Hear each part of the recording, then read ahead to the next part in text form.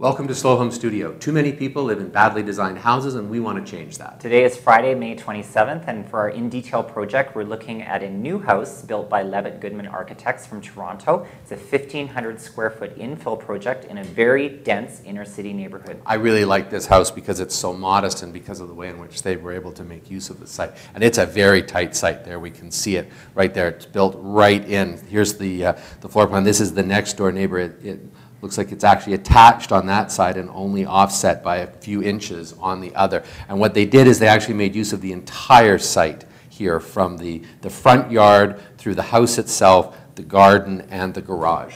Very interesting courtyard. There's a sectional change which we'll look at in a second, but they've created an outdoor room in between the house and the garage. And the main house itself is very interestingly organized because the entry and the stairs are all down one side, as well as the service spaces of the closet and the guest bathroom. And then the kitchen, living, dining room are all taking up a linear organization all through the center of the plan, making that read all open. So you've got the living room that looks out to the front. We've got the dining room that looks out to the back. Here's the circulation, both through the entry. There's another circulation zone with the stair right there. Very, very nice plan. Very efficient. Yep. And then coming up, we've got the master bedroom, and then a roof garden that's actually really beautiful. I have to say, look at the proportion of the master bedroom. I'm so happy to see that because it's small, designed to fit a bed, yeah, and it serves its purpose, and there's no extraneous or wasted space. Very well done. Yes, it certainly is. This is that section that you were talking about. You come up from the street, through the house, and then down into this sunken garden, and then out to the garage and the lane.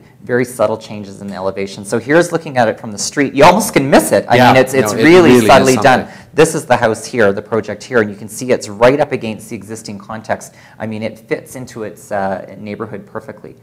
And then this is looking from the back, and here we're in the sunken outdoor room, which has a trellis structure to define it as a room between the house and the garage. Yeah, and this is that zone of circulation that you can see, kind of like the split house, right? Yeah, and I really like the idea of moving from the front all the way to the back along that one side. And this is inside the house, now looking towards the front, so that the entry is right around there. This is that volume that separates the front entrance zone. That's that circulation. This is the stair. We've got the kitchen as a kind of circulation zone with the living space at the front, looking out to the street.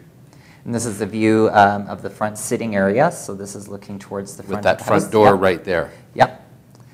And then now this is looking at the kitchen island. And this is, we talked about this a few weeks ago, the idea of engaging the dining table into the island and how they've dropped it down. So they've created a dining space. And also they say in the description that's also a place that they work all the time.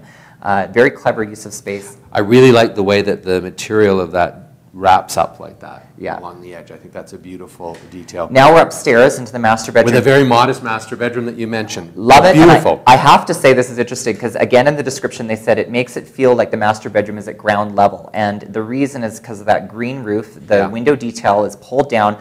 Notice how the line of the dirt is raised up so that it's almost just level with the sill. So you really get that sense of being sunken into a green site. Beautiful. It also means that if you have a less than interesting view out to your neighbors, you can concentrate on the green roof. And this is it in context of the neighborhood. So this is the main roof of the house, and you can see how the green roof blends in with the trees that are popping up between the other houses. So I hope you enjoyed this project from Levitt Goodman. We'll see you next week.